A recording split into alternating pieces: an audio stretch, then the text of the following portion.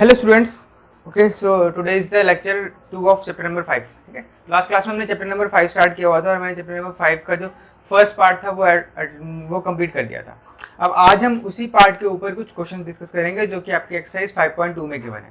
देखो, इस चैप्टर में मेन दो ही इंपॉर्टेंट फार्मूलाज हैं। एक जिसमें हम nth टर्म की वैल्यू, मतलब किसी भी एपी, हमने लास्ट में पढ़ा था एपी होती है, एपी के अंदर फर्स्ट टर्म होता है, उसका कॉमन डिफरेंस होता है।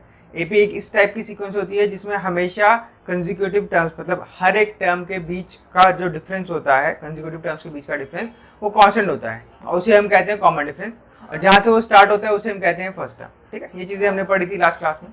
और फर्दर हमने ये देखा था कि हमें अगर किसी भी एपी के कोई टर्म निकालनी है तो हम उसके लिए हमने फॉर्मूला पढ़ा था, that is an is equal to a plus n minus one into d. ठीक है, अब उसी से रिलेटेड मैंने कुछ क्वेश्चंस लिए हैं जो हम इस क्लास में डिस्कस करेंगे। ठीक है, देखो फर्स्ट क्वेश्चन है विच term of the AP this is 78। देखो आपको क्वेश्चन में क्या है, आपके पास एक एपी गिवन है। ठीक है, वो एपी क्या है, this AP is 3, 8, 13 and so on. ठीक है, दिस इज द एपी और आपसे पूछा गया है कि विच term of this AP is 78। इस एपी की कौन सी टर्म 78 होगी। जैसे कि इस एपी में एक टर्म है 3, एक टर्म है 8, एक टर्म है 13, ऐसे कौन सी टर्म है जो 78 होगी। अब कौन सी टर्म, अब देखो कौन सी टर्म, इसका मतलब उस टर्म की पोजीशन बतानी है। ठीक है, अब पोजीशन हम किस चीज से डिफाइन करते थे, एपी में हमने डिफाइन किया था, पोजीशन डिफाइन होता है एन से, किसी भी टर्म की पोजीशन। टर्म मतलब हम जब भी हम वर्ड यूज करते हैं टर्म, इफ थर्ड टर्म का मतलब तीसरी पोजीशन पर आने वाली टर्म की वैल्यू, जो भी तीसरी पोजीशन, जैसे यहाँ पे है, अगर इसमें मैं कहूँ थर्ड टर्म इज 13, यानी उस वहां पे थर्ड पोजीशन पे जो वैल्यू है उसे हम कहते हैं थर्ड टर्म। सिमिलरली हमें यदि बताना है कि कौन सी पोजीशन पर जो वैल्यू है वो 78 आ रही होगी। ठीक है, अब सबसे पहले हमें एपी में ये जानना होता है कि एपी का फर्स्ट टर्म क्या है और कॉमन डिफरेंस क्या है। देखो अगर आपको कभी भी एपी गिवन है, फर्स्ट 3 टर्म्स अगर एपी की गिवन है तो आप उसका फर्स्ट टर्म और कॉमन डिफरेंस डायरेक्टली निकाल सकते हैं। फर्स्ट टर्म क्या होता है, जहां से एपी स्टार्ट होती है, एपी स्टार्ट कहां से हो रही है, 3 से, यानी इस एपी का फर्स्ट टर्म क्या हो गया, 3। ठीक है, अब कॉमन डिफरेंस देखो, लास्ट क्लास में हमने पढ़ा था कि हम सेकंड टर्म में से फर्स्ट टर्म को माइनस करेंगे, थर्ड टर्म में से सेकंड टर्म को। अगर आप कभी भी दो कंसेक्यूटिव टर्म्स को माइनस करते हैं तो हमेशा क्या मिलता है, कॉमन डिफरेंस। ठीक है, अब गिवन है कि ये एपी है तो आप कोई भी दो टर्म्स को माइनस करो, जो रिजल्ट आएगा that will be your common difference. ठीक है, यहां पे हम a2 माइनस a1 भी कर सकते हैं, a3 माइनस a2 भी कर सकते हैं। फॉर सिंप्लिसिटी हम यहाँ पर a2 माइनस a1 करते हैं। अब a2 क्या है 8, a1 क्या है 3, तो 8 माइनस 3 इज 5, तो कॉमन डिफरेंस की वैल्यू आ गई 5। तो आपको पता चल गया कि इस एपी का फर्स्ट टर्म 3 है, कॉमन डिफरेंस 5 है। ठीक है, सॉरी, तो आपसे पूछा गया कि इस एपी की कौन सी टर्म 78 है। ठीक है, अब कौन सी टर्म मतलब पोजीशन निकालनी है। पोजीशन किस चीज से डिफाइन होता है, एन से, यानी आपको निकालना क्या है, एन। और उस पोजीशन पर जो वैल्यू है वो वैल्यू आपको पता है, क्योंकि ये 78 क्या है, उस पोजीशन पर आने वाली वैल्यू। आपको वो पोजीशन निकालनी है जिस पोजीशन पर 78 आता हो, यानी 78 क्या है, वैल्यू। और वैल्यू किस चीज से डिफाइन होता है, an से, यानी an की वैल्यू आपको पता है 78। देखो हमने जो फॉर्मूला पढ़ा था an is equal to a plus n minus one into d, मैंने बताया था उसमें 4 चीजें होती हैं। आपको क्वेश्चन से आइडेंटिफाई करना है कि क्या क्या चीज गिवन है और क्या निकालना है। तो हमने आइडेंटिफाई किया कि a गिवन है, d गिवन है, an गिवन है, आपको n निकालना है। फॉर्मूला वही लगेगा। फॉर्मूला क्या है आपका, फॉर्मूला है an is equal to a plus n minus one into d. ठीक है, an की वैल्यू हम डालेंगे 78, a की value 3 plus n minus one, d की value 5। 78 minus 3 is equal to n minus one into 5। देखो मैंने क्या किया, पहले 3 को इधर आके माइनस कर दिया।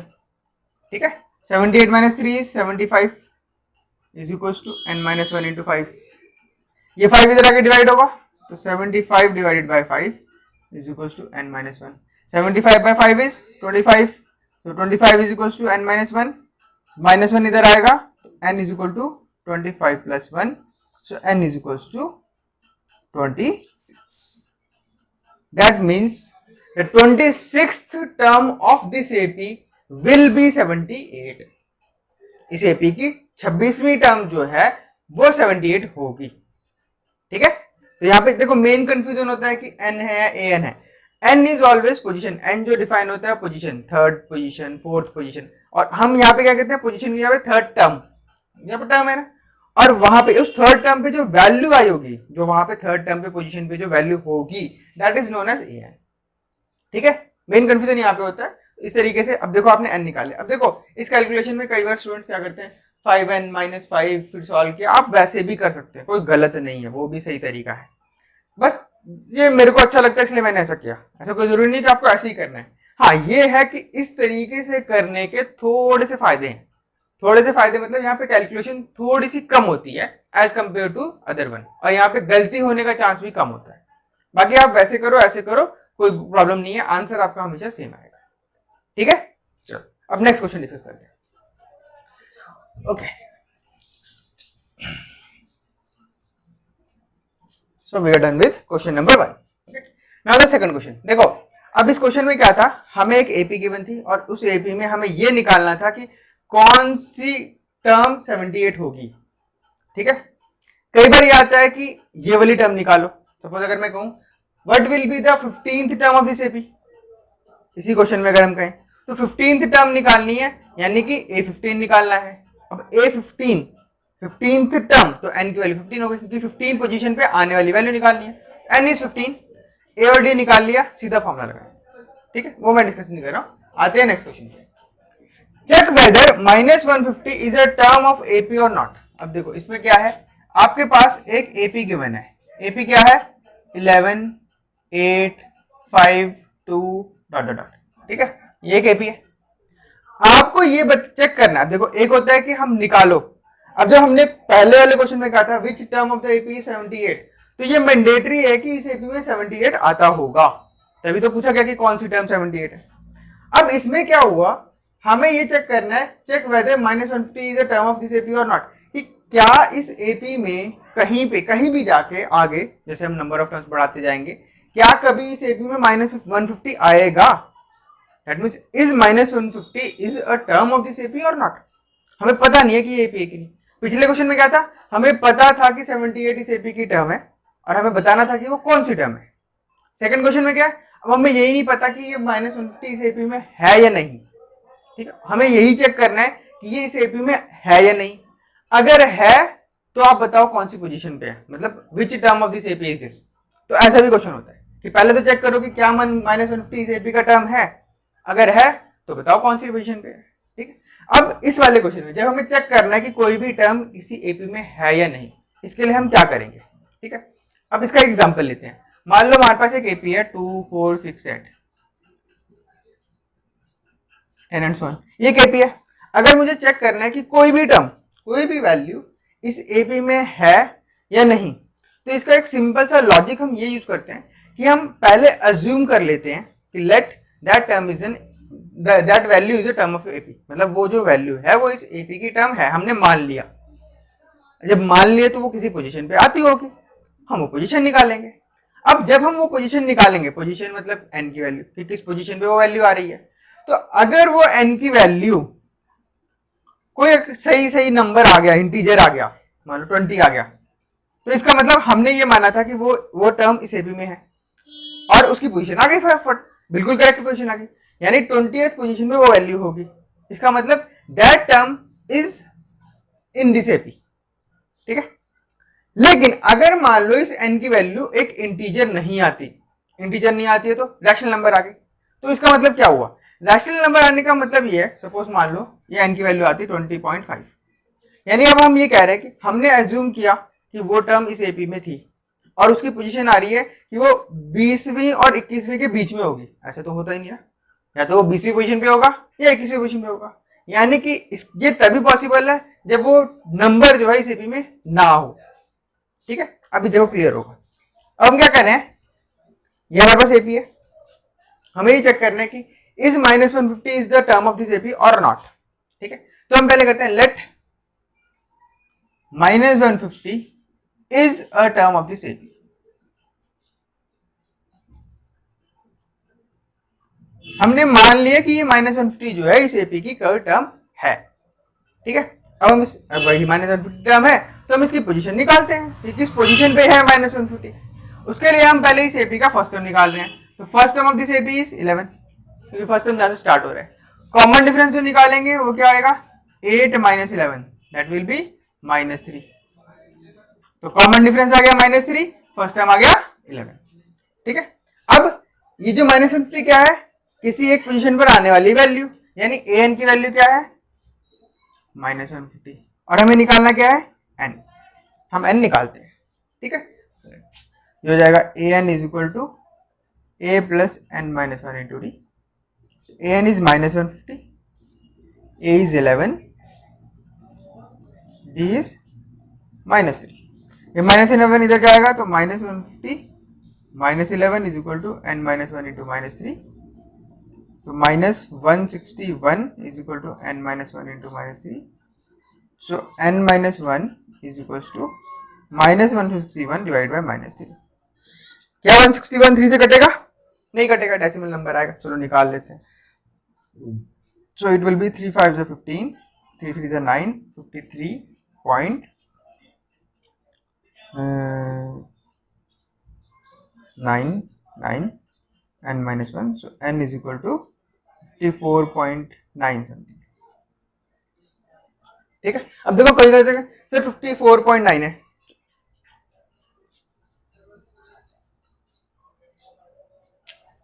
तो यहां से आ गया n इज इक्वल टू 50। इसको सॉल्व करेंगे तो ये आएगा। ठीक है, अब कई स्टूडेंट करते सर 54.9 ही तो 55 कर लो, नहीं, यहाँ पे आप 0.001 का भी राउंड ऑफ नहीं कर सकते। आएगा तो एग्जैक्टली इंटीजर आएगा, वरना नहीं आएगा। इस चैप्टर में तो बिल्कुल नहीं। ठीक है, एग्जैक्ट वैल्यू है तो ठीक है, नहीं है तो नहीं। ओके, चलो अब इसका मतलब आ रहा है कि 54.9 यानी 54th टर्म और 55th टर्म के बीच में ये कहीं वैल्यू आ रही होगी, लेकिन या तो एपी में 54th टर्म होगी या 55th टर्म होगी, बीच में तो कोई टर्म आएगी नहीं। इसका मतलब as this n is a rational number या फिर is a decimal, hence -150 is not a term of this AP. -150 इस एपी का टर्म नहीं होगा। ठीक है, क्यों? क्योंकि n की वैल्यू इंटीजर नहीं आ रही, n की वैल्यू डेसिमल आ रही है या रैशनल आ रही है, therefore -150 is not a term of this AP. ठीक है, तो इस टाइप से हम क्वेश्चन सॉल्व करते हैं जब हमें ये चेक करना हो कि कोई भी टर्म किसी एपी की है या नहीं। सिमिलरली कई बार आपके पास क्वेश्चन आता है विच term of this AP is first negative term. ठीक है, मान लो अगर मैंने ये कहा this is an AP, which term of this AP is first negative term, यानी कि पहली टर्म दूसरी टर्म, इस एपी की कौन सी टर्म पहली नेगेटिव होगी। ठीक है, जब इस टाइप का क्वेश्चन आता है कि विच term of the AP is first negative term, तो उस क्वेश्चन में हम क्या करते हैं, हम उस क्वेश्चन में ये मान लेते हैं कि let 0 be a term of this AP. जैसे हमने यहाँ -50 किया, मान लो मैं इसी क्वेश्चन को सॉल्व करता हूँ। सपोज ये क्वेश्चन होता which term of the AP is first negative term. ठीक है, तो मैं क्या करता, let 0 is a term of this AP. मैं मान लेता 0 इस एपी का एक टर्म है, ए यही रहता, डी यही रहता, ए एन क्या हो जाता 0 हो जाता, और हम एन निकालते, ये हो जाता 0, ये हो जाता -0 -11। ठीक है, यहाँ से यह आएगा n minus 1 is equal to 11/3, n is equal to 11/3 is 3 3 is 9 20 3.6 something, ये हो जाएगा 4.6 समथिंग। ठीक है, अब देखो इसका मतलब, देखो अब 0 हमने ये क्या माना, let 0 be a term of this AP. अब 0 इस एपी में तो आ नहीं रहा। ठीक है, लेकिन ये क्लियर है कि फोर्थ, देखो फोर्थ टर्म के बाद आएगा 0, मतलब एग्जैक्टली इस टर्म इस एपी में तो नहीं आएगा, लेकिन अगर मैं सिक्वेंसली चलता रहूं तो फोर्थ और फिफ्थ टर्म, क्योंकि 4.6 जैसे ये फर्स्ट सेकंड थर्ड फोर्थ, अब इसके बाद जो आएगी माइनस, देखो फोर्थ और फिफ्थ टर्म इन दोनों के बीच में कहीं 0 नंबर आता है, क्योंकि फोर्थ टर्म 2 है, फिफ्थ टर्म -1 है, उन दोनों के बीच में कहीं 0 आ रहा होगा, इसीलिए यहाँ पर डेसिमल आया।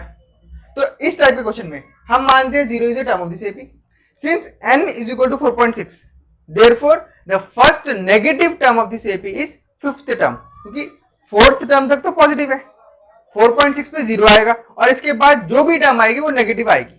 हेंस यहाँ पे हम लिखते हैं hence fifth term of the AP is first negative. Clear है बात? क्योंकि देखो फोर्थ टर्म तो पॉजिटिव रहेगी, 4.6 पे 0 आएगा, उसके बाद नेगेटिव स्टार्ट होगा। तो अब फोर्थ टर्म और फिफ्थ टर्म यानी फिफ्थ टर्म जो है वो नेगेटिव है। ठीक है, तो इस टाइप से हम वो क्वेश्चन सॉल्व करते हैं जब आपको पूछा गया हो कि विच term of the AP is first negative term. ठीक है, या फिर मान लो आपसे पूछा जाए विच term of the AP is first positive. ऐसा कब होगा? अगर मान लो एपी पॉजिटिव साइड से स्टार्ट हो रही है तो इसमें आगे जाके कहीं नेगेटिव आएगी, अगर कहीं नेगेटिव से स्टार्ट हो रही है तो आगे जाके पॉजिटिव आएगी। तो आपसे पूछा जा सकता है विच term of AP is first negative term या फिर विच term of the AP is first positive term. दोनों केसेस में यही करना है। आप 0 एज्यूम करके n की वैल्यू निकालो, जो भी आपका यहाँ पे नंबर बन रहा होगा उसको नेक्स्ट इंटीजर पे राउंड ऑफ कर दो, that term will be the negative term और पॉजिटिव। अगर यहाँ पॉजिटिव से स्टार्ट हो रहा है तो फर्स्ट नेगेटिव टर्म वो होगी, अगर नेगेटिव से स्टार्ट हो रहा है तो फर्स्ट पॉजिटिव टर्म होगी। ठीक है, चलो नेक्स्ट क्वेश्चन देखते हैं। नेक्स्ट क्वेश्चन देखो नेक्स्ट क्वेश्चन में क्या है। अब एक तो ये इस टाइप के क्वेश्चन होते हैं।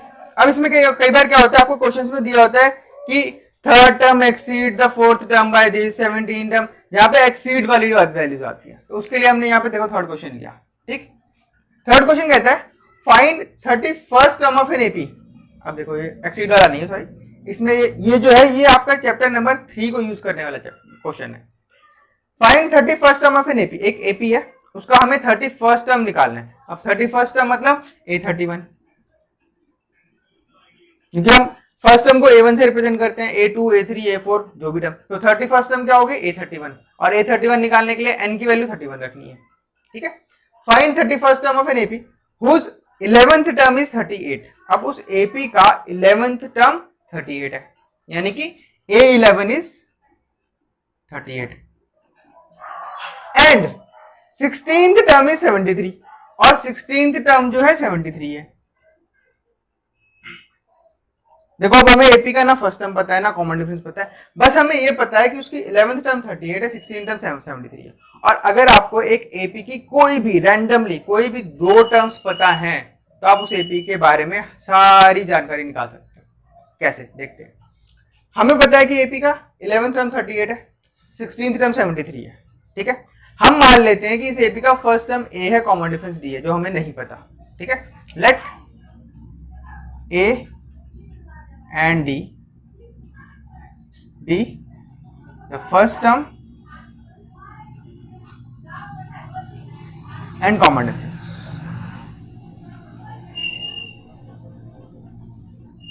of the AP। हमने मान लिया कि हमारी एपी का फर्स्ट टर्म ए है, कॉमन डिफरेंस डी है। ठीक है, तो अगर फर्स्ट टर्म ए है, कॉमन डिफरेंस डी है, तो इस ए और डी के अकॉर्डिंगली 11th टर्म क्या होगी? A11, it will be a plus 11 minus 1 into d। ये तो पढ़ा था हमने। nth term a plus n minus 1 into d, तो 11th term a plus 11 minus 1 into d, तो ये हो जाएगा a plus 10d। 11 minus 1 is 10, और ये वैल्यू आपको A11 कितनी गिवन है? 38, यानी दिस इज इक्वल्स टू 38। ठीक है, इसे हमने फर्स्ट इक्वेशन। नेक्स्ट जो 16th टर्म होगी, 16th टर्म क्या होगी? a plus 16 minus 1 into D. 16 minus 1 is 15d, और ये वैल्यू गिवन कितनी है? आने कितनी चाहिए? ये 73। अब ये आपका बन गया linear equation in two variable. देखो a और d दो वेरिएबल्स हैं, इसको भी भूल जाओ। a और d दो वेरिएबल्स हैं, दो इक्वेशंस हैं, linear equation in two variables बन गया। सॉल्व करने के लिए इस केस में सबसे बेस्ट मेथड होता है एलिमिनेशन। क्यों? a का कोफिशिएंट पहले से ही कॉमन है, सेम है, तो हम यहाँ पे लगाते हैं एलिमिनेशन मेथड। ठीक है, ये माइनस हो जाएगा, माइनस हो जाएगा, माइनस हो जाएगा। ठीक है, ठीक है, 10d minus 15d minus 5d, 38 minus 73, ये कितना होगा? 13 माइनस 8 इज 5 और 7 माइनस 3 इज 4। ठीक है, नहीं सॉरी 35 आएगा। 4 माइनस 6 माइनस 3 इज, ठीक है, ठीक है। जैसे d की वैल्यू क्या आएगी? d is equal to minus 35 divide by minus 5, that is equal to 7। So d की वैल्यू आ गई आपकी। जब d आ गया फर्स्ट इक्वेशन में डी की वैल्यू डाल दो, put value of D in equation first, तो हो जाएगा a plus 10 into 7 70 is equals to 38, so a is equals to 38 minus 70 that is equals to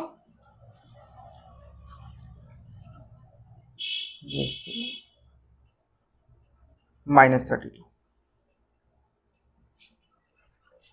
ठीक है, तो ये आपका फर्स्ट टर्म आ गया, कॉमन डिफरेंस आ गया। अभी क्वेश्चन सॉल्व नहीं हुआ, हमने ये कहा था कि अगर आपको एपी की दो टर्म्स पता हो तो आप उस एपी के बारे में सारी जानकारी निकाल सकते हैं। सारी जानकारी मतलब फर्स्ट टर्म आ गया, कॉमन डिफरेंस आ गया। अब आपको कोई भी टर्म पूछी जाए आप निकाल सकते हैं, जैसे कि 31st टर्म पूछी गई, 31st टर्म होगी क्या, a31 will be a plus 30d, so a की value is minus 32 plus 30 into D की वैल्यू 7, वैल्यूज डालो सॉल्व करो, minus 32 plus 210 that will be equal to 8 and 20 minus 3 178।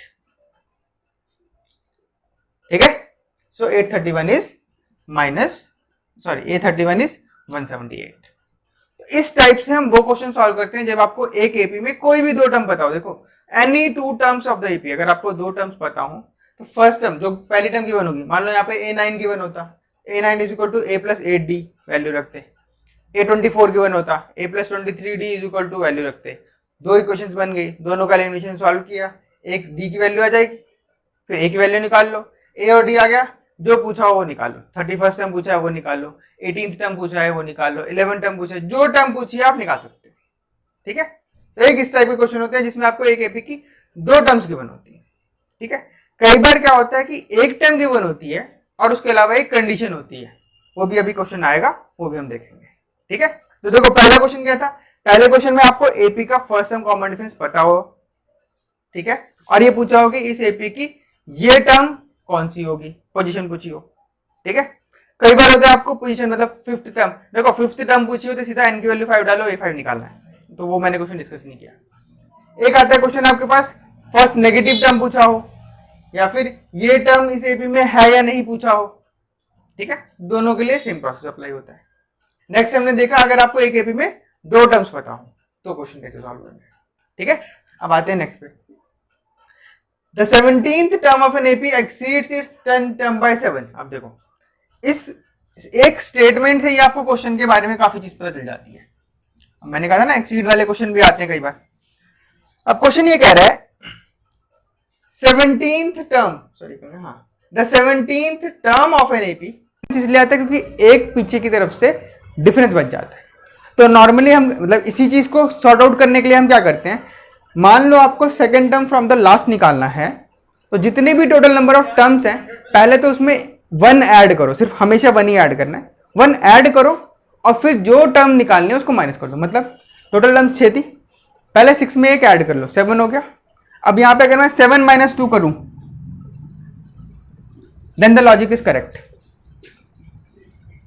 That means second term from the last is 7 minus 2, that is fifth term from the beginning, 1 2 3 4 fifth term from the beginning, it is correct। तो पहले तो एक ये logic ध्यान रखना है कि अगर आपको पीछे से कोई भी टर्म निकालनी, जैसे इस क्वेश्चन में अगर पूछा गया है 20th term from the last, अगर ये निकालनी है तो पहले तो ये निकालना है कि इस एपी में टोटल नंबर ऑफ टर्म्स कितनी है। मान लो जस्ट अजम्पशन हम मान लेते हैं इसमें 200 टर्म्स है, तो 201 माइनस 20 जो भी आएगा, तो बिगिनिंग से अगर हम वो टर्म निकालें तो वो टर्म पीछे से 20th होगी और बिगिनिंग से वो 141 जब वट एवर आ रही है वो आएगी। ठीक है, एक लॉजिक तो ये होता है जब आपको फ्रॉम द लास्ट निकालना हो। दूसरा लॉजिक क्या होता है कि आप एपी को उल्टा कर दो, सबसे आसान लॉजिक यही कहता है। ठीक है, मतलब हम क्या करेंगे, हमारे पास जो एपी है 3 8 13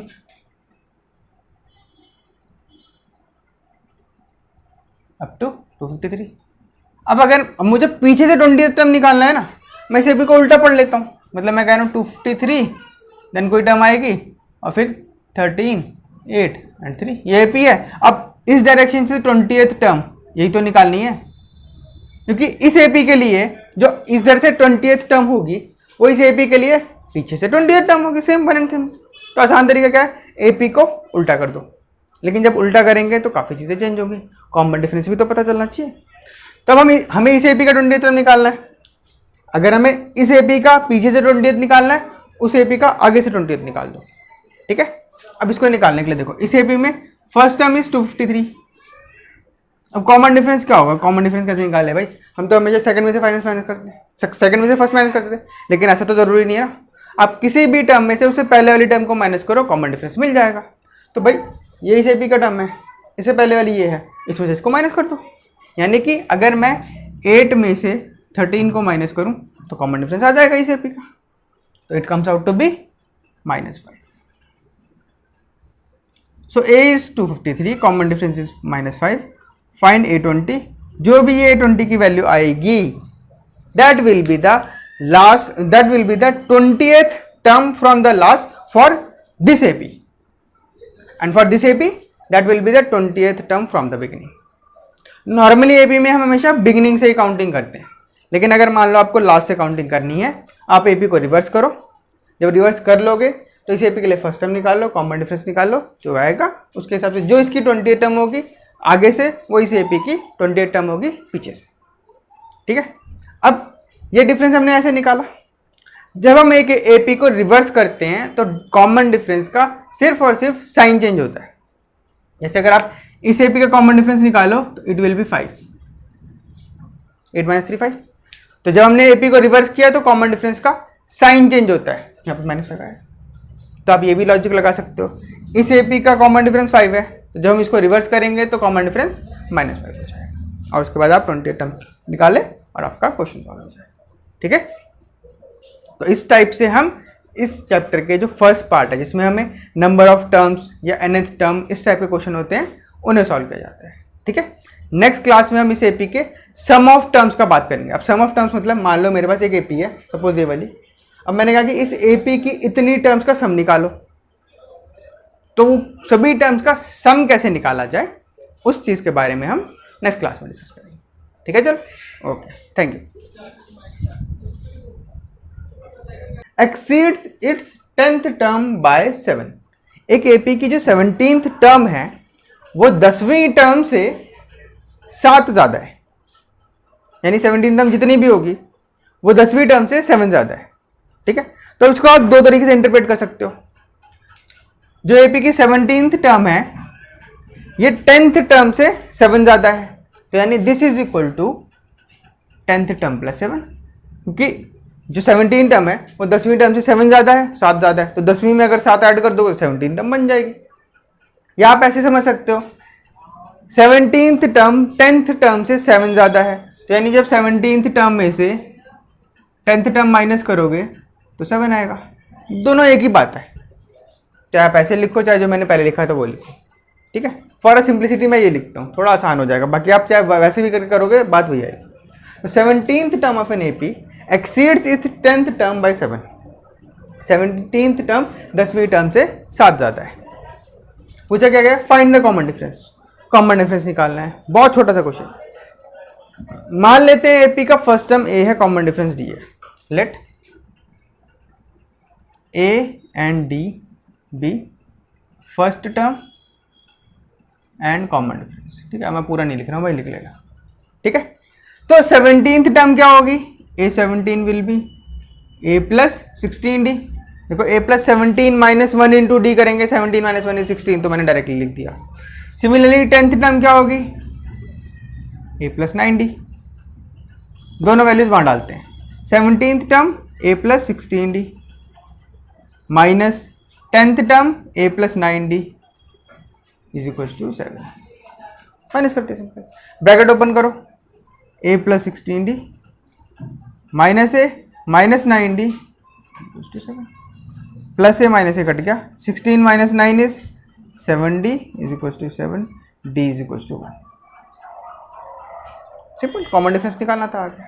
अब देखो इससे पता क्या चलता है, अगर आपको कभी भी किसी भी क्वेश्चन में किसी भी एपी की 2 टर्म्स का डिफरेंस पता हो, एडिशन नहीं डिफरेंस पता हो, क्योंकि आप रैंडमली कोई भी एपी के 2 टर्म्स को जब सब्ट्रैक्ट करोगे ना तो ए ऑटोमेटिकली हमेशा कैंसिल होगा।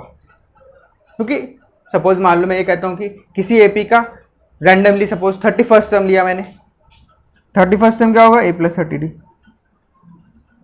इसमें से कोई भी रैंडम कोई भी एक इस एपी का टर्म माइनस कर दो, 70th टर्म माइनस कर दो, 70वीं टर्म माइनस कर लो, 100 कोई भी माइनस करोगे वो टर्म होगी a plus something d, suppose 71d। जब ब्रैकेट ओपन करोगे a कट जाएगा तो सिर्फ डिफरेंस में कॉमन डिफरेंस आएगा। तो जब भी आप एक एपी में दो टर्म्स रैंडमली कोई भी दो टर्म्स का डिफरेंस करते हो, डिफरेंस, तो a हमेशा कटेगा, आपके पास जो भी वैल्यू आएगी उसमें कॉमन डिफरेंस होगा और एक नंबर होगा। ऐसा नहीं कि डायरेक्टली कॉमन डिफरेंस आएगा, कॉमन डिफरेंस और सब नंबर होगा। तो ये ध्यान रखना आपको कभी भी, क्योंकि ये 1 मार्क में आता है। आपको दो टर्म्स दे रखी होंगी और दोनों टर्म्स का डिफरेंस के बारे में कुछ गिवन होगा और हमेशा ऐसी कंडीशन में कॉमन डिफरेंस ही पूछेगा। फर्स्ट टाइम आप निकाल ही नहीं सकते विदाउट नोइंग एनीथिंग एल्स। आप इस क्वेश्चन में अगर आपको और कुछ ना पता हो तो आप फर्स्ट टाइम नहीं निकाल सकते, सिर्फ और सिर्फ कॉमन डिफरेंस पता कर सकते। अगर आपको फर्स्ट टाइम निकालनी है तो साथ में एक और कोई चीज गिवन होनी जरूरी है, ठीक है? तो इस चीज का ध्यान रखें। कॉमन डिफरेंस निकालना था वो निकाल लिया, फर्स्ट टाइम आप निकाल ही नहीं सकते। ओके, चलो अब आते हैं नेक्स्ट क्वेश्चन पे। Next question is how many 3 digit numbers are divisible by 7। इस टाइप के क्वेश्चन बहुत आते हैं। How many 3 digit numbers are divisible by 7, how many 2 digit numbers are divisible by 3, how many 3 digit numbers are divisible by 4। इस type के question आते हैं। अब इसमें करना क्या है, देखो पहली बात तो ये आपको ये देखना है कि 3 डिजिट नंबर कहाँ से स्टार्ट होते हैं, कहाँ पे एंड होते हैं। तो जो पहला 3 डिजिट नंबर है वो क्या है 100 और जो लास्ट 3 डिजिट नंबर है वो क्या है 999। देखो ये तो फर्स्ट और लास्ट 3 डिजिट नंबर है, लेकिन हमें क्या चाहिए, वो नंबर्स 3 डिजिट के जो 7 से डिविजिबल हो। तो पहले तो ये पता करना चाहिए कि सबसे पहला 3 डिजिट नंबर जो 7 से डिविजिबल होता हो वो कौन सा है, ठीक है? तो एक तरीका तो ये है कि भाई 100 को पहले 7 से डिवाइड करो, नहीं आ रहा 101 को करो, 2 को, 3 को, 4 को, और पता कर लो कौन सा है। एक दूसरा तरीका भी है। दूसरा तरीका क्या है, देखो 100 पहला 3 डिजिट नंबर है, इसको हम 7 से डिवाइड करते हैं। 7 1 7 30, 7 4 28, रिमाइंडर इज 2, ठीक है? अब रिमाइंडर 2 आ गया। अब अगर मैं 7 और 2 का डिफरेंस लूं, कितना आता है 7 माइनस 2 5। अगर इस 100 में 5 ऐड कर दूं तो जो नंबर आएगा that is always divisible by 7। मतलब अगर मैं नंबर में डिवाइजर माइनस रिमाइंडर ऐड कर दूं, ऐड करना है हमेशा, सब्ट्रैक्ट नहीं। नंबर में डिवाइजर माइनस रिमाइंडर ऐड करना है, divisor minus remainder. 7 minus 2 5, 7 minus 2 5, 5 को किस में ऐड किया 100 में। तो जो रिजल्टिंग नंबर आएगा this is always divisible by divisor. अगर मैं किसी भी नंबर में, रैंडम नंबर में डिवाइजर और रिमाइंडर का सब्ट्रैक्शन ऐड करूंगा तो जो रिजल्ट आएगा that number is always divisible by the divisor, जिस नंबर से आप डिवाइड कर रहे थे आएगा। यानी कि सिंपल सी बात है, 105 is the first 3 digit number that is divisible by 7। Check करना कर सकते हो, यहाँ पे हम 5 ले लेते हैं, 105 7 यहाँ पे आ जाएगा 35 35 7 यहाँ कर लो, 7 5 35, remainder is 0, it is complete divisible, ठीक है? अब अगला 999। अब एक तरीका ये है कि 999 को डिवाइड करके देखो, नहीं होता फिर 998 को करो, फिर 997 को करो, फिर 996 को करो, फिर 995 को, ऐसे करो। या फिर 999 है, इस 999 को 7 से डिवाइड करो, 7 1 जा 7 29, 7 4 जा 28 19, 7 2 जा 14 5, ठीक है? तो डिवाइड किया ना भाई, 7 1 7 29, 7 4 28 19, 7 2 14 5, ठीक है? अब देखो इस केस में ध्यान देना, अगर मैं इस नंबर में से रिमाइंडर को सब्ट्रैक्ट कर दूं तो जो रिजल्टिंग चीज आएगी that is divisible by the divisor, यानी कि 994। चेक कर लो, यहाँ पे हम 994 करते हैं, यहाँ पे 14 आ जाएगा, ठीक है। अब देखो दो चीजें, अगर हम नंबर में डिवाइजर माइनस रिमाइंडर को ऐड करें तो जो रिजल्टिंग नंबर होता है दैट इज डिविजिबल बाय 7। अगर हम नंबर में से डायरेक्टली रिमाइंडर को सब्ट्रैक्ट कर दें तो जो रिजल्टिंग नंबर होता है that is divisible by the divisor. अब ये मैंने अभी यहाँ पे क्यों समझाई, इसके दो रीजन है। देखो 100 से आपको एक बड़ा नंबर चाहिए जो 7 से डिविजिबल हो, तो हमें 100 में कुछ ऐड करना था ताकि वो 7 से डिविजिबल हो जाए। तो जब भी किसी नंबर में कुछ ऐड करना हो ताकि वो सम किसी नंबर से डिवाइड हो जाए तो हम क्या करते हैं, डिवाइजर माइनस रिमाइंडर को ऐड करते हैं। लेकिन वहीं पे अगर मान लो हमें किसी नंबर में से कुछ सब्ट्रैक्ट करना हो, जैसे 999 है, इसमें अगर हम ऐड कर दें फिर तो 4 डिजिट बन जाएगा। तो हमें अगर किसी नंबर में से कुछ कम करना है ताकि वो डिविजिबल हो तो हम क्या सब्ट्रैक्ट करते हैं, रिमाइंडर सब्ट्रैक्ट करते हैं। इसी चीज, इसी लॉजिक का यूज आपका होता है चैप्टर नंबर 2 में। चैप्टर नंबर 2 अगर आप लोगों ने पढ़ लिया हो तो एनसीईआरटी में तो नहीं है, बट अगर आप बाहर के क्वेश्चंस दें तो वहां पे एक क्वेश्चन आता है, what should be subtracted from a polynomial, एक गिवन पॉलिनोमियल का, so that it is completely divisible by another polynomial. मतलब आपको डिविडेंड गिवन होगा, what should be subtracted from some polynomial, यानी वो डिविडेंड है, ये गिवन है, so that it is completely divisible by some divisor given होगा। इस टाइप का क्वेश्चन आता है। अब क्या करना है, व्हाट शुड बी सब्ट्रैक्टेड, क्या माइनस करना है, तो करो क्या, सिंपल इससे इसको डिवाइड करो, जो रिमाइंडर आ रहा है पॉलिनोमियल में, जो पॉलिनोमियल रिमाइंडर आ रहा है डायरेक्टली उसको सब्ट्रैक्ट कर देंगे तो जो रिजल्टिंग पॉलिनोमियल होगा दैट विल बी डिविजिबल, अगर सब्ट्रैक्शन वाला है। अगर एडिशन वाला है कि what should be added to a polynomial so that it is completely divisible by this polynomial, तो पहले तो इन दोनों को डिवाइड करके रिमाइंडर निकालो, जो रिजल्ट आएगा रिमाइंडर, डिवाइजर में से उस रिमाइंडर को पहले सब्ट्रैक्ट करो, तब जो पॉलिनोमियल आएगा that must be added to the number, that must be added to the given polynomial so that it will be divisible by 0। ये लॉजिक वहां पे यूज होता है, ठीक है। अब हमने यहाँ पे क्या किया, हमें ये पता कर लिया कि फर्स्ट 3 डिजिट नंबर जो 7 से डिविजिबल होता है वो क्या है, 105। लास्ट 3 डिजिट नंबर जो 7 से डिविजिबल होता है वो क्या आया, 994। ये तो पहली सारी राम कहानी इसमें हुई, ठीक है। तो हम लिखते हैं, okay, first 3 digit number divisible by 7 is 105। तो अब हमें हमारी एपी में देखो, एपी कैसे बन रही है, हमने इसको माना first, last 3 digit number divisible by 7 this is 994। अब ये एक एपी है क्योंकि देखो जो पहला टर्म 7 से डिविजिबल है, नेक्स्ट जो 7 से डिविजिबल होगा वो 7 का मल्टीपल होगा।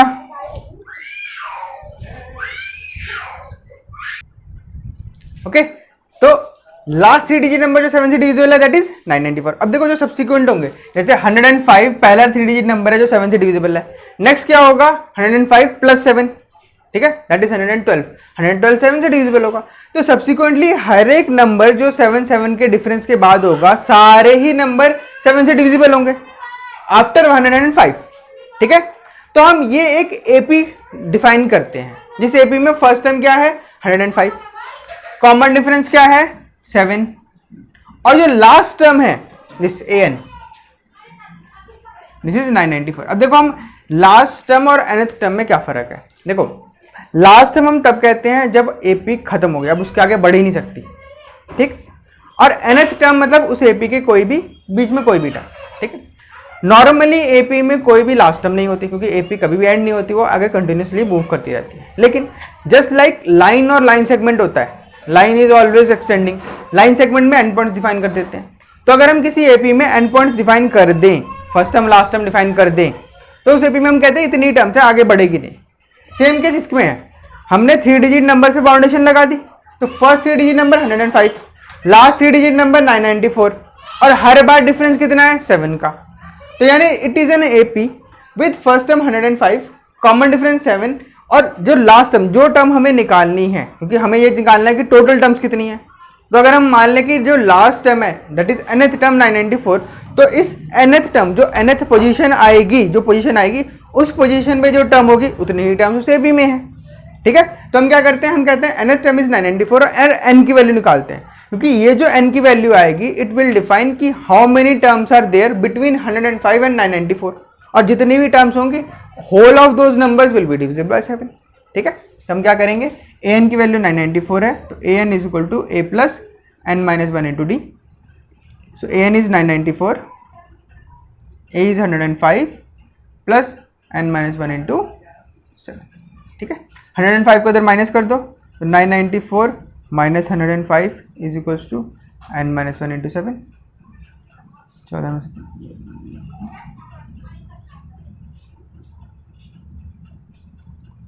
सॉरी 889 सॉरी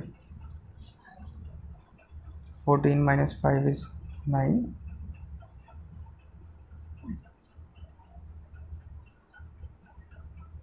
तो n minus 1 is equals to 889 divided by 7, it will be 7 minus 7, 9, so n is equal to 128, so it is 127, 127 plus 1 is 128, यानी कि 105 और 994 के बीच में टोटल 128 ऐसी वैल्यूज हैं जो 7 से डिविजिबल हैं।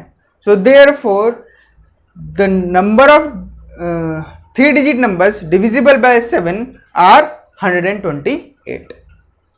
तो इस टाइप से हम ये क्वेश्चन सॉल्व करते हैं। मान लो अगर आप ये पूछा जाए 3 digit number divisible by 13, normally क्या होगा, हमेशा यहाँ पे एक प्राइम नंबर आएगा। ठीक है, नॉर्मली हमेशा ये होगा। अगर प्राइम नंबर नहीं आता, मान लो 4 आ जाता है, तब भी क्वेश्चन करने का तरीका सेम है। 4 के मल्टीपल्स के लिए भी वही रहेगा, जितने भी हैं। ठीक है, 3 के मल्टीपल्स प्राइम नंबर हो चाहे ना हो वही है। हाँ, अगर कई बार क्वेश्चन आता है 3 और 5 या 3 एंड 5, इस टाइप का क्वेश्चन, एक साथ 2 नंबर्स पूछे हो, तब कैसे सॉल्व करना है, तब थोड़ा सा चेंज आता है। वो हम डिस्कस करेंगे चैप्टर जब आगे बढ़ जाएगा, क्योंकि कुछ क्वेश्चन इसमें सम वाले भी आते हैं, तो मैं सम वाला पार्ट पढ़ाने के बाद उस टाइप के क्वेश्चन डिस्कस करूंगा। ठीक है, चलो नेक्स्ट क्वेश्चन पढ़ते हैं, क्वेश्चन नंबर 6। अब ये क्वेश्चन कहता है for what value of n the nth term of 2 APs this and this is equal. अब देखो आपको 2 APs गिवन है। अब क्या ऐसा पॉसिबल है कि 2 APs की सेम पोजीशन पर आने वाली वैल्यू सेम हो और AP का फर्स्ट टर्म और कॉमन डिफरेंस अलग अलग हो? Is it possible? मतलब मैं ये कह रहा हूं कि मान लो मेरे पास एक AP है, एक अलग AP है।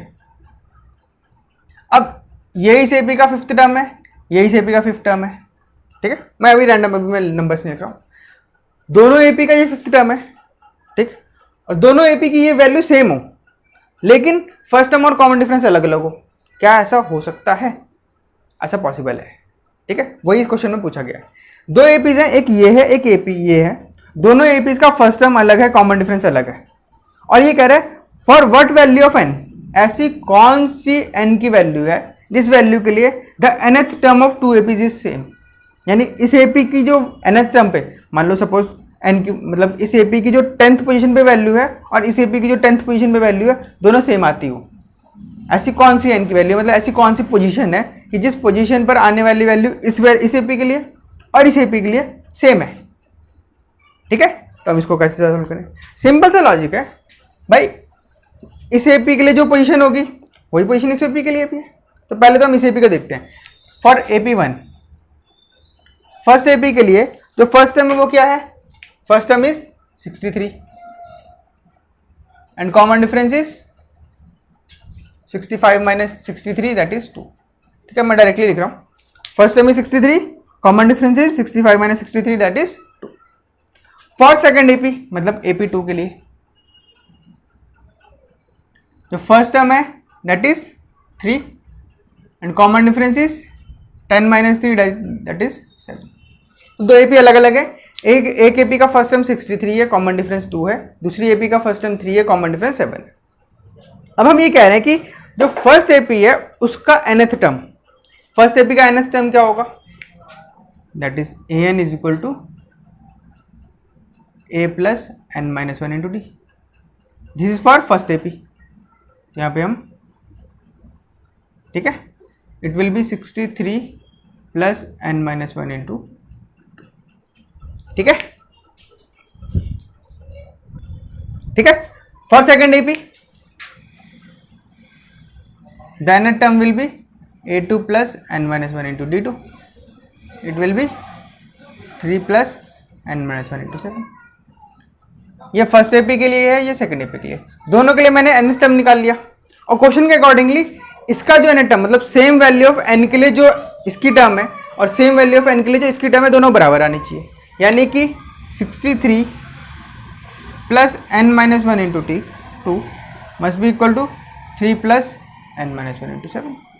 इसको सॉल्व करके n निकालना है, सिंपल। तो हो जाएगा 63 minus 3 is equals to 7 into n minus one minus 2 into n minus one. It will be 60 is equals to n minus one into 7 minus 2। So 60 divided by 5 is equals to n minus 1.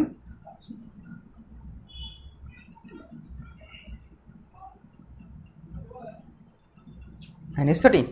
So 13th term of this AP, जो इस AP की 13th term होगी वही same इस AP की भी 13th term होगी। Check करते हैं, ठीक है। क्वेश्चन का अकॉर्डिंग क्या आया कि 13, जो क्वेश्चन का आंसर है वो n इक्वल टू 13 है। For what value of n the nth term of 2 APs is same, so for n is equal to 13 the nth term of this AP and this AP is equal. Check करते हैं, चलो ठीक है। अगर हम first AP की बात करें तो फर्स्ट AP की 13th टर्म, इसको हटा देते हैं। फर्स्ट AP की 13th टर्म ये क्या होगी, a plus 12d, it will be 63 plus 12 into 2, तो 63 प्लस 24 इट विल बी 87, ठीक है। सेकेंड एपी की 13 टर्म निकालते हैं, it will be a plus 12d again. इसके लिए a is 3 sorry, d is 7, 3 plus 84 see same आ रही है ना। इस एपी का 13th टर्म और इस एपी का 13th टर्म दोनों बराबर है, that is 87। So the 13th term of this AP and this AP is equal and that is equal to 87। वैसे पूछा नहीं गया था, हमने सिर्फ चेक करने के लिए निकाला, आपको ये निकाल के नहीं दिखाना है, आपको सिर्फ n इक्वल टू 13 तक निकालना था। That means the 13th term of this AP and this AP is equal, ठीक है। चलो अब पढ़ते हैं लास्ट क्वेश्चन। ये क्वेश्चन जो है ये है आसान, बट थोड़ा सा ध्यान देना होता है। अभी तक आपने एपी हमेशा फॉरवर्ड डायरेक्शन में पढ़ी, अगर मान लो हम एपी को रिवर्स कर दें तो क्या होगा। जैसे क्वेश्चन में क्या है, find the 20th term, 20th term निकालना तो बस आना है A20, but from last term, पीछे की तरफ से निकालो 20th term of the AP 3, 8, 13 up to 253। हमारे पास एक एपी है जो एपी 3 से स्टार्ट हुई, देन 8, देन 13 और ये जाके 253 पे एंड हो गई। हमने यहाँ पे 253 पे इस एपी को एंड कर दिया। अब इस एपी में फॉरवर्ड डायरेक्शन से 20th टर्म नहीं निकालना है, आपको बैकवर्ड डायरेक्शन से 20th टर्म निकालना है, ठीक है। अब इस चीज़ को थोड़ा सा लॉजिकली समझने के लिए मैं पहले एक छोटा सा क्वेश्चन लेता हूँ। सपोज मेरे पास एक एपी है 1, 3, 5, 7, 9 एंड 11, सिर्फ इतनी सी एपी है, मैं ज़्यादा बड़ी एपी नहीं ले रहा हूँ क्लैरिफाई होने के लिए, ठीक है। अब देखो इस एपी में 6 टर्म्स हैं, नंबर ऑफ टर्म्स कितनी है, 6 है, ठीक। अगर मुझे पीछे से सेकंड टर्म निकालनी है, ठीक है, तो नॉर्मल लॉजिक क्या कहता है, 6 माइनस 2 आगे से फोर्थ टर्म निकाल लो, यही होगा ना। यानी कि second term from last is equals to 6 minus 2 टूथ, यानी फोर्थ टर्म फ्रॉम बिगिनिंग। क्या ऐसा सही है? देखो second term from the last कौन सी है, ये वाली, this is second term from last, और फोर्थ टर्म फ्रॉम बिगिनिंग 1, 2, 3, 4 वो तो ये है, this is fourth term from. यानी ये चीज गलत है, ऐसा तो नहीं है ना। लेकिन हमारा लॉजिक क्या कहता है कि जो आगे से सेकंड टर्म है, सॉरी जो पीछे से सेकंड टर्म है वो आगे से कौन सी होगी, 6 माइनस 2, टोटल 6 है, 6 में से 2 हटा दो फोर्थ टर्म होगी। लेकिन ये लॉजिक तो गड़बड़ा गया।